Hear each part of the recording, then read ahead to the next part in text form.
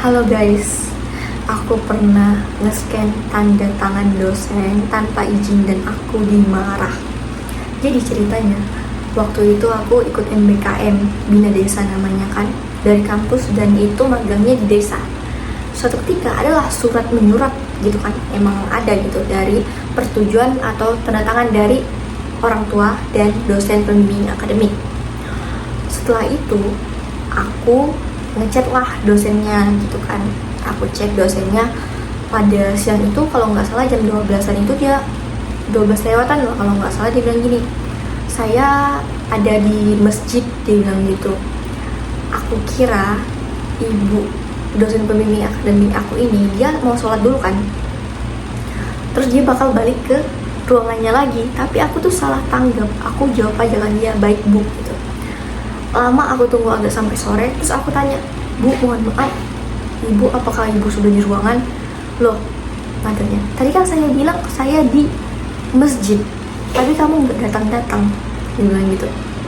Udah berapa jam gitu aku nunggu, terus aku tanya lagi kan sama dosennya via chat, terus ternyata ibunya udah pulang. Tadi kan saya itu katanya gitu kan bilang ke kamu kalau saya di masjid, saya tunggu-tunggu kamu, setelah saya selesai sholat kamu nggak datang-datang, ya saya pulang lah, mungkin saya nunggu kamu gitu kan. Itulah intinya ya, karena kesalahpahaman itu jadi ya udah, aku tuh berniat lain kali, tapi karena udah diminta gitu suratnya, aku kan orangnya panikan gitu kan, panikan banget gitu. Terus aku berinisiatif lah gitu kan, lu gimana nih, aku tanya sama teman-teman aku gitu kan. Terus teman aku ini ada satu orang, dia bilang gini, kenapa nggak scan aja tanda tangan dosen pembimbing akademik kita, katanya gitu kan, daripada nunggu besoknya gitu kan. Terus aku tanya, emang bisa aja sih, dia bilang gitu kan. Terus dengan bodohnya dan begonya aku tuh ngikut aja gitu, aku scan lah tanda tangannya dosen aku. Terus ya udah, terus persyaratan ini yang ada tanda tangan persetujuan dosennya ini aku kirim lewat PDF sama yang pengurus MBKM-nya ini gitu. Lanjut, setelah itu dosen pembimbing akademik ini ngecek di grup gitu, khusus bimbingan dia, siapa ya yang mau minta tanda tangan saya kemarin, saya udah di ruangan sekarang. Terus aku chat pribadi sama ibunya, bu, saya yang kemarin minta tanda tangan ibu. Ya udah, katanya lagi kan aku disuruh ke sana gitu. Terus aku dengan polosnya bilang, bu maaf, saya sudah nge-scan tanda tangan ibu dengan lancang, saya mohon maaf ya. Terus aku tuh emang ngeceknya tuh kayak tidak ada rasa bersalah dan sama sekali gitu kan. Terus ibunya langsung marah, siapa yang nyuruh kamu scan tanda tangan saya tanpa izin? Kamu nggak punya adab ya, nggak punya aturan gitu, nggak punya etika, harusnya kamu izin dulu. Saya juga katanya lagi kan, nggak ada nyuruh kamu gitu kan, nggak ada saya nyuruh kamu gitu untuk melakukan scan tanda tangan itu. Dan terusnya aku kaget kan, oh ternyata ibunya marah. Dengan begonya aku tuh nggak tahu apa-apa gitu kan, aku scan aja tanda tangannya tanpa aku mikir kalau itu berakibat fatal dan aku dimarahin. Itu tuh sampai mau kasusnya sampai mau ke kaprodi. Terus ibunya ini marahin lah pokoknya gitu. Terus dia ngechat di grup bimbingan, khusus bimbingan dia gitu, anak-anaknya. Terus dia chat gini, untuk yang nge-scan tanda tangan saya tanpa izin, saya tidak perbolehkan karena itu melanggar aturan, pokoknya gitu. Kalian harus punya etika, adab dan segala macam gitu. Untungnya yang nge-scan tanda tangan tidak saya cantumkan namanya di sini atau saya sebutkan gitu, karena saya tidak ingin nama kamu terpublish gitu kan. Setelah itu, dengan bodohnya lagi, aku nimbrung di grup chat itu. Terus aku bilang gini, ya bu mohon maaf, saya sudah nge-scan tanda tangan ibu tanpa izin gitu.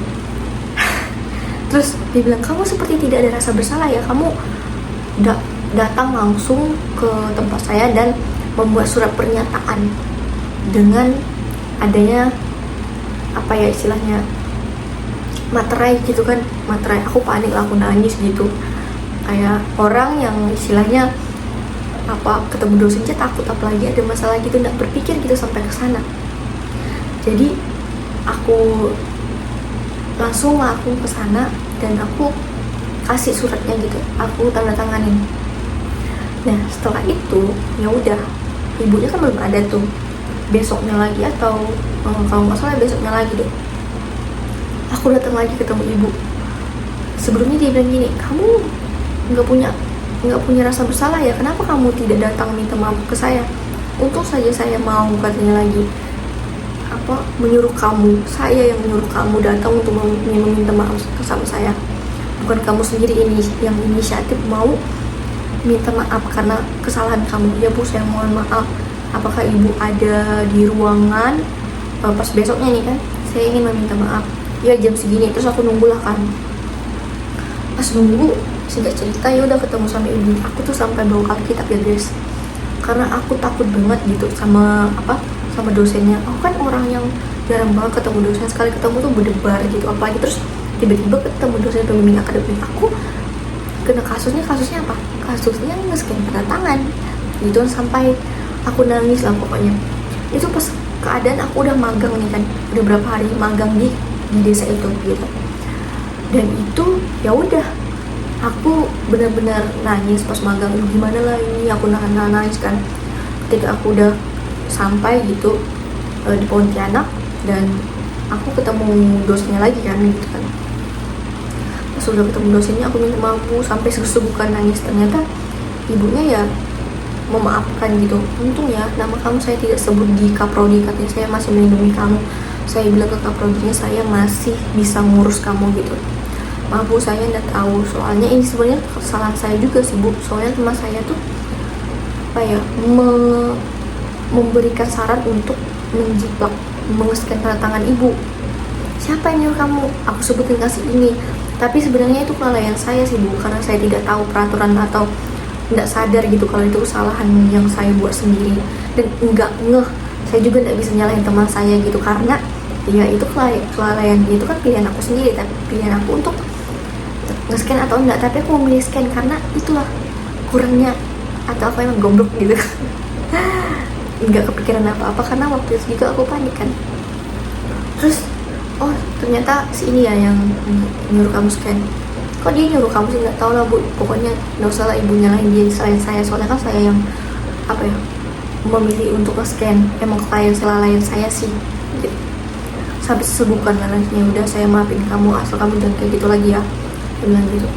Terus ya udah, akhirnya aku pulang deh. Sebelumnya itu pas selesai aku nimbrung di grup, aku ada lagi kan grup kami khusus mahasiswa bimbingannya aja tanpa dosen. Aku tuh langsung minta maaf ke teman-teman aku yang satu bimbingan gitu, maaf ya guys, aku tuh nge-scan tanda tangan gitu. Terus mereka bilang nggak apa-apa El, katanya kau kau juga udah hebat, udah berani jujur, katanya gitu.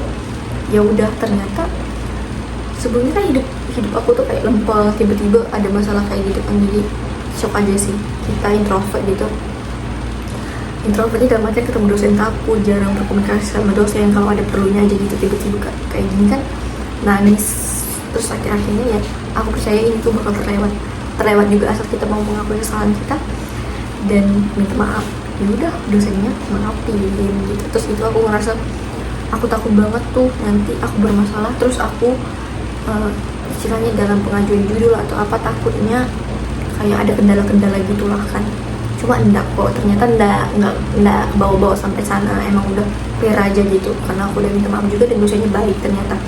Emang dia mau memperingatin aku aja jangan sampai terulang lagi gitu. Itu sih, itu aja guys ceritanya. Bye.